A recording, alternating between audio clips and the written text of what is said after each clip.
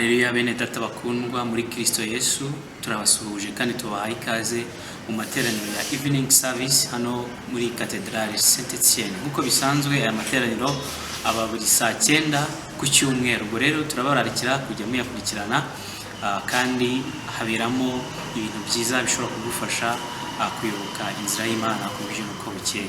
Ngiye ugiye kuyobora aya materaniro nitwa Tegayombi Nathanael. Uyu munsi rero turaza kugira gahunda nziza kuko ni umunsi udasanzwe. Ni umunsi udasanzwe kubera ko uyu munsi nibwo wabaho mu mateka kandi nta n'igihe uzongera kubaho. Niyo mpamvu rero na gahunda zawo zidasanzwe. Turaza kugira ibihe byiza kandi turi buyoborwemo n'abantu batandukanye. Ndibuze kuza kubabwira umwanya, ariko mbere yabyo reka nze tubanze dusenge twiragize Imana. Tuba twaraciye muri byinshi mu cyumweru gishize kugeza uyu munsi, rero rimwe na rimwe bikaba byatujyana kure y'Imana kubera intege nkeya z'umuntu. Muri ibyo mureke tubanze dusenge kandi twiragize Imana muri byose.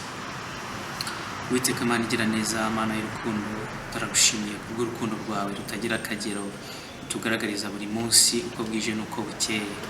Mana ushimwe kubw'iri teraniro ryera wongeye kuturemera umunsi nk'uyu, isaha nk'iyi.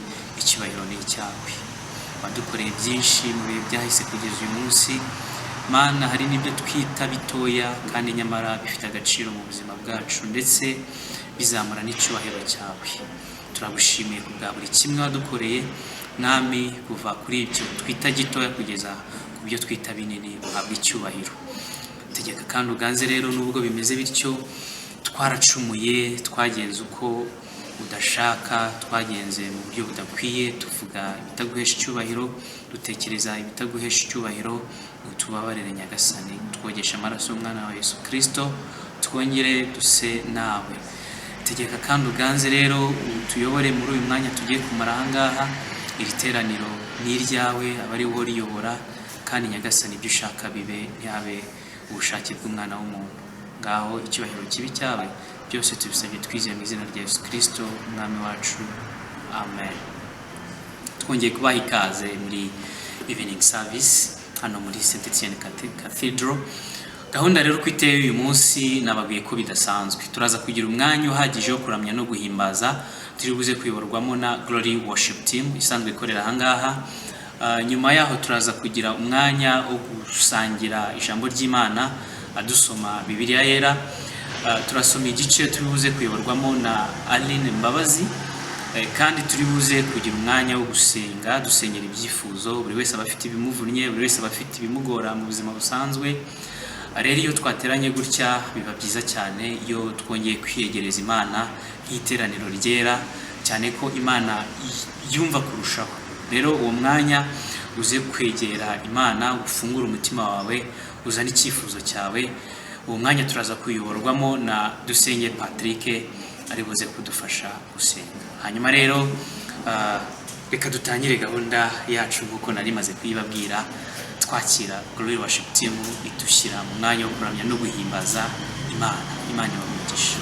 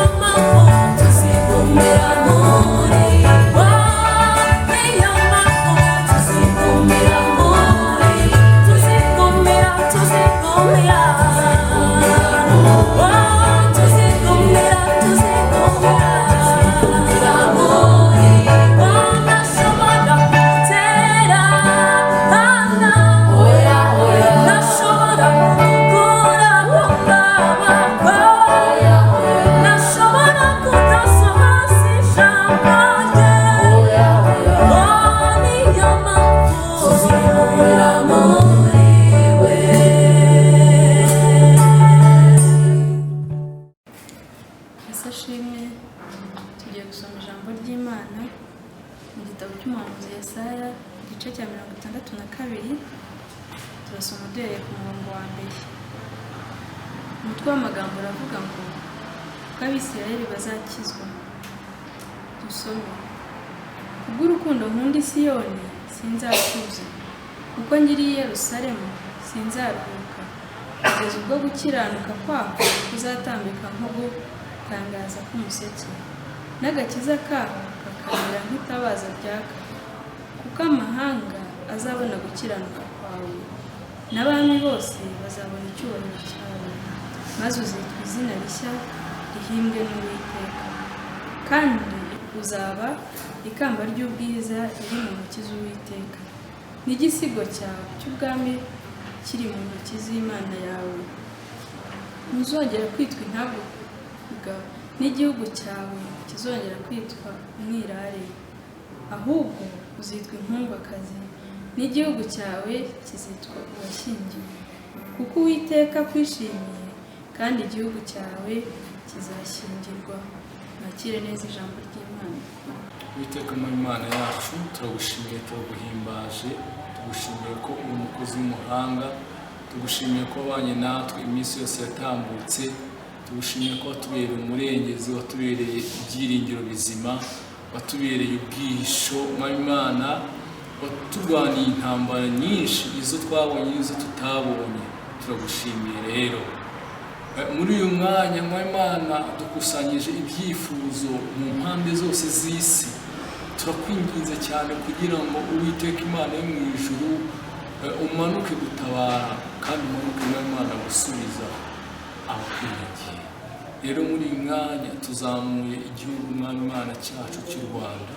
Turakwinginze cyane kugira ngo urusheho kukirinda, urusheho kutubambira amahema. Imana ukomeze buri umwe wese mu ruhande rwe, umurinde kandi umugire neza.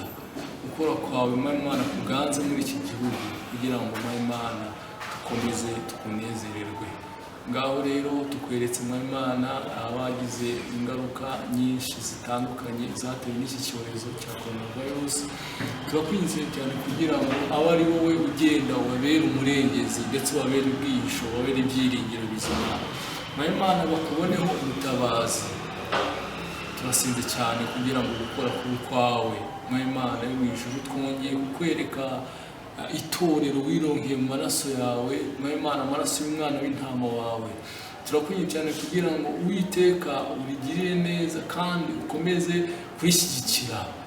Imana dukomeze kubona gukora kwawe, ni ukuri ukomeze utugirire neza, ukomeze ibyiringiro byacu, kandi tukuboneho umurengezi. Niyo mpamvu rero duciye bugufi cyane kugira ngo ukora kuri kwawe Imana. Imbaraga y'umwuka wera ikomeze iganze mu itorero ryawe, dukomeze tubone kugira neza kwawe Imana. Tubisaba kwizera neza mu Yesu Umwami wacu, amen.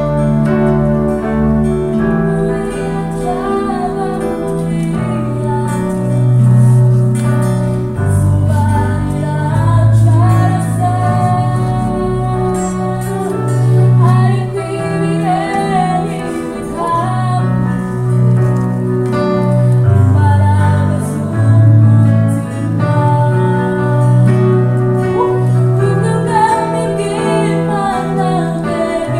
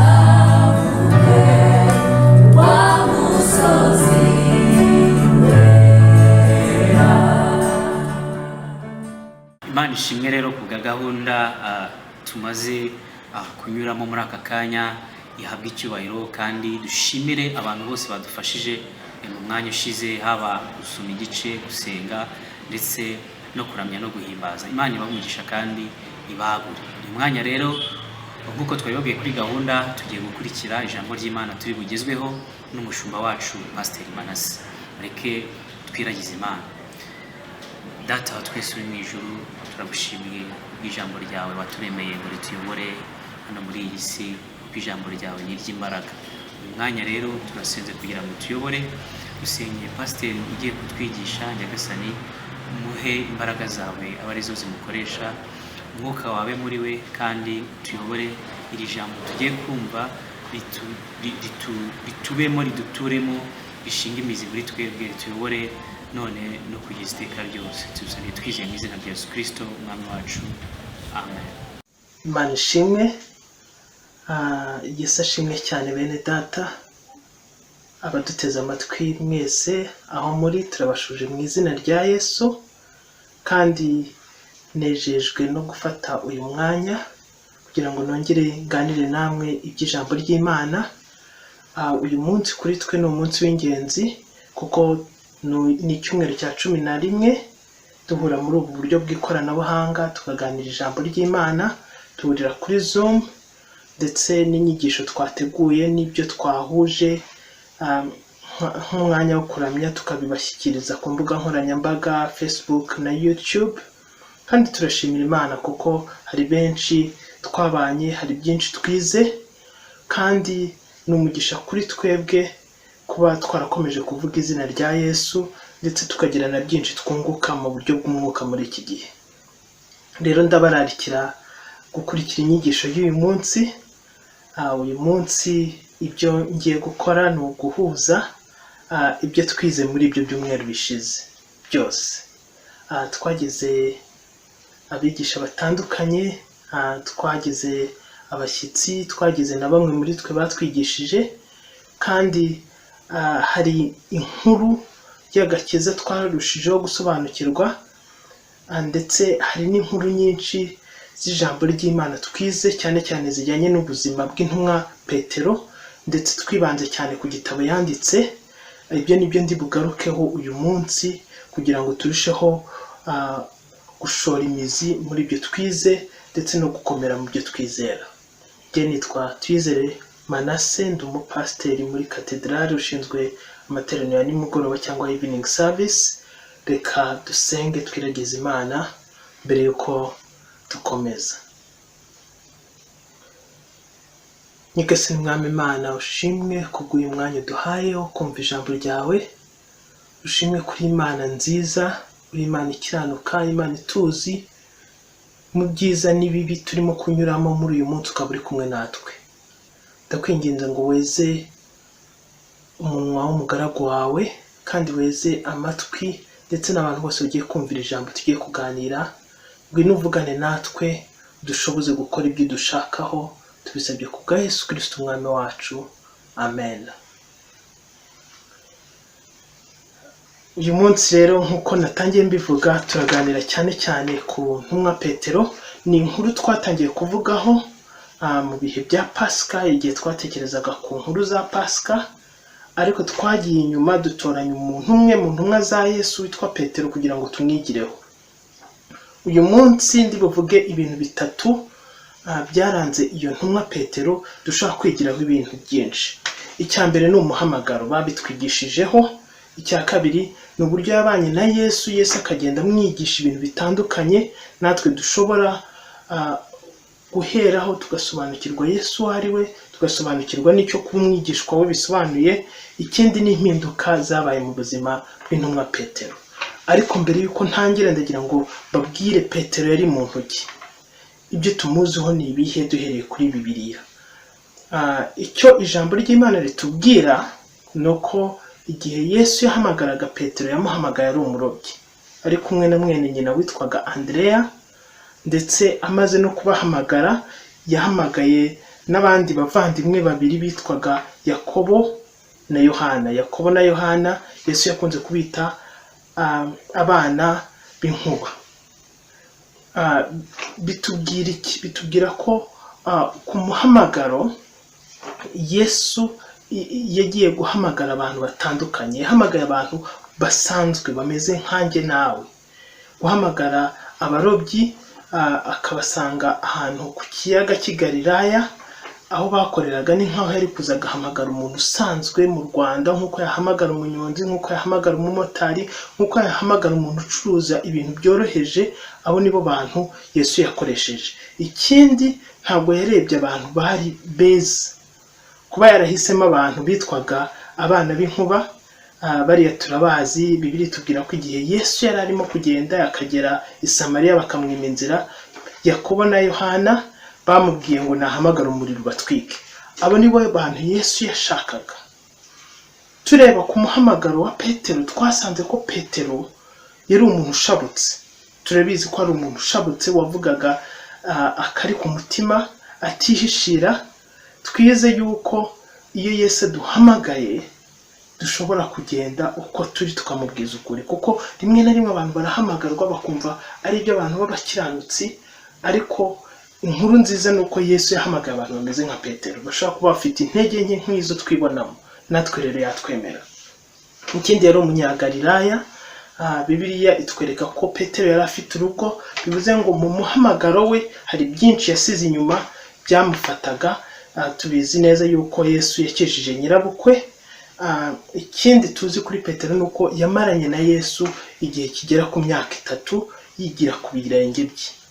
Icyo nakivuze kandi ndakigarukaho uburyo bw'inyigisho Yesu yabigishaga. Ariko icyo tubona ni uko Yesu yaguhamagaye ntabwo ashaka ko bigarukira aho ngaho. Hari abavuga bati nzi neza yuko mfite umuhamagaro ku buzima bwanjye, ariko Petero iyo tumwigiyeho tubona yuko iyo uhamagawe bitarangirira aho ngaho, ugomba no gutera indi ntambwe yo kwiga ugasobanukirwa. Niyo mpamvu natwe twashyizeho iyi gahunda yo kugira ngo dusobanure Bibiliya, tuyige, kugira ngo umuhamagaro wacu dushobore kuwugendamo neza. Rero Petero yamaranye na Yesu igihe cy'imyaka 3 arimo kwiga kuri uwo muhamagaro. Tubona ko ku munsi wa Pentekote ariho Petero yahindutse abwiriza ubutumwa mu mbaraga z'umwuka wera, abantu 3,000 barakizwa. Na nyuma yaho arongera abwiriza, abantu 5,000 barakizwa. Imana itangira kumukoresha ibitangaza ititaye ku ntege nke zo kwihakana Yesu no guhubuka n'ibindi bintu. Ikindi tuzi kuri Petero ni uko ari we wanditse urwandiko rwa Petero wa mbere na Petero wa kabiri tumaze iminsi twiga. Kandi urwo rwandiko yarwanditse amaze guhinduka, arwandikira amateraniro n'insengero yari yaratangije aho yakoraga umurimo w'ivugabutumwa. Bivuze ngo uhamagawe ari umurobyi, yanyuze mu kwigishwa, igihe cyo kwigishwa kirarangira, ahabwa imbaraga, arahinduka, atangira kuvuga ubutumwa. Imana ishimwe ko izo nzira natwe izitunyuzamo. Dusubire rero ku muhamagaro wa Petero. Niki twakwigira ku muhamagaro wa Petero? Petero yahuye na Yesu, Bibiliya itubwira ngo yari yaraye ijoro ryose aroba ntiyagira icyo afata. Bigeze mu rukerera Yesu araza aramuhamagara, noneho ngo amubwira uruhande yerekezamo aroberamo, afata amafi menshi, araza arabwira Yesu ati vaho ndi kuko ndi umunyabyaha. Petero yahamagawe amaze gusobanukirwa ko ari umunyabyaha. Amaze guhamagarwa yatangiye kwigira kuri Yesu nk'uko nabivuze, ahinduka umwigishwa wa Yesu. Kandi noneho uko yigiraga ku birenge bya Yesu, ikintu kimwe yagiye asobanukirwa ni uko hari intege nkeya yari yifitemo. Yari umuntu w'umurwanyi. Muribuka ko yatemye ugutwi umugaragu w'umwe mu bari baje gufata Yesu. Yari akiri mu mbaraga za kamere zo kwirwanirira. Ibyo Yesu yaraje abimukuramo muri cya gihe bamaranye. Ariko icyo tuzi neza cyabaye kuri Petero ni uko Petero yahawe isezerano. Yesu aramubwira ngo uru rutare nzubakaho itorero ryanjye. Ariko arimo amaze gusobanukirwa neza ko Yesu ari Kristo wavuye mu ijuru aje gukiza abantu ibyaha byabo. Imana ishimwe. Petero mu kubana na Yesu no mu guhamagarwa kwe hari ikintu yari yarasobanukiwe ko Yesu ari bukize ibyaha, ko Yesu ari umwana w'Imana, ko Yesu ari umukiranutsi. Nkabambwira abantu bose bakorera Imana ngo iri ni ibanga natwe twahawe, iri ni ibanga duhamagarirwa kumenya ko uduhamagara ari uwera, natwe dukwiriye kubabera nkawe. Kandi ibyo nibyo Petero yandikaho mu rwandiko rwe rwa mbere n'urwa kabiri, avuga ku mirimo ikwiriye abantu bejejwe, akavuga ko dukwiriye kwica kamere, kuko kamere ipfa iyo turi muri Yesu, dukwiriye kuyicisha umwuka wera. Kandi Bibiliya inadusobanurira mu Bagalatiya igice cya 5 ibiranga kamere, ingeso za kamere. Petero yarazigiraga rero, ahamagawe arazireka. Ikindi cya kabiri nashaka kuvuga ni uburyo Yesu yamwigishije kugira ngo ahinduke produit final, ahinduke intumwa. Kenshi na kenshi hari ikintu mbona kikantangaza, hari abantu baza bakambwira ngo pastor ndashaka gukorera Imana, rero nyemerera ku cyumweru nzabwiriza. Nkamubwira okay, umaze igihe ukijijwe kingana iki? Akakubwira ngo nkijijwe mu cyumweru gishize. Nta kwigishwa, agatangira agashaka gukora umurimo w'Imana. Ntabwo ari bibi, ariko ndabinginga kugira ngo twige, kugira ngo dusobanukirwe, ndetse duhore turwana n'ingeso za kamere. Ikindi kintu twabonye nuko uko Petero yigaga niko inkamba zagendaga zimushiramo, niko ingeso za kamere zari zarabaye muri we, ntabwo zaviriyemo umunsi umwe. Uko yahoranaga na Yesu niko yagendaga ahinduka. Imana ishimwe, natwe uko duhorana na Yesu niko duhinduka. Inyigisho rero Yesu yamwigishije zamuhinduye n'izihe? Ndagira ngo mbabwire ko inyigisho za Yesu harimo ibintu bibiri nshaka kuvugaho byazirangaga. Icya mbere ni ubwami bw'Imana. Yesu yigishaga ku kintu cyitwa ubwami bw'Imana. Yaravugaga ngo ubwami bw'Imana ntabwo ari ubw'amagambo, kandi ubwami bw'Imana buratwaranirwa, niko Bibiliya ivuga. Mu Baroma haravuga ngo ubwami bw'Imana ngo nubwo gukiranuka, ngo n'amahoro n'umwuka wera. Ibyo nibyo Yesu yigishaga. Kandi umwanditsi umwe yaravuze ngo ubwami bw'Imana ngo bugira ikiburanga, ngo uburimo areba ibintu mu buryo Imana ibireba, ntabwo areba ibintu mu buryo abantu babireba. Agatanga urugero mu nyigisho za Yesu. Yesu yaravugaga ngo umuntu nagukubita urushyi, umusaya uhindure n'uwundi musaya awukubite. Niko ubwami bw'Imana bumera, kwicisha bugufi no kubabarira. Ibyo nibyo Petero nawe yigishaga amaze kubisobanukirwa neza.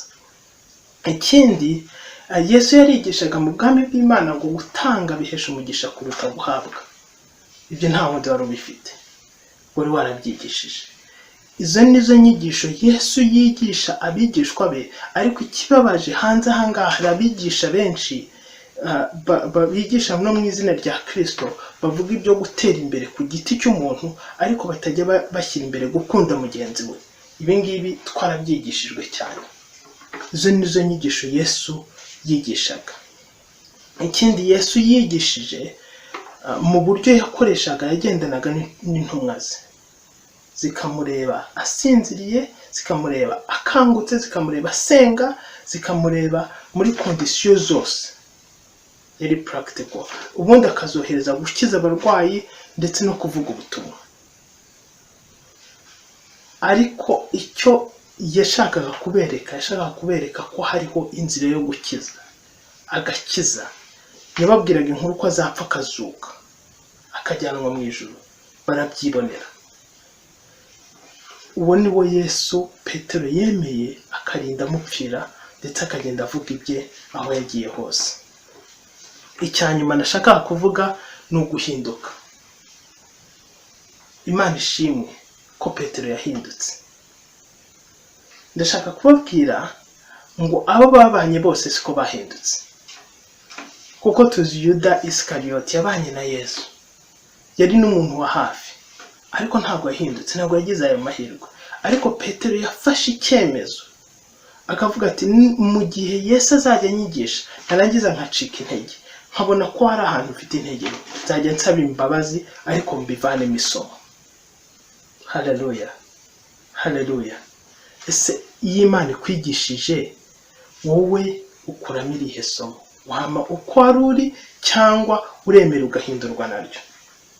Ndagira ngo mvuge ibintu bine byavuye mu guhinduka kwa Petero tugana mu gusoza.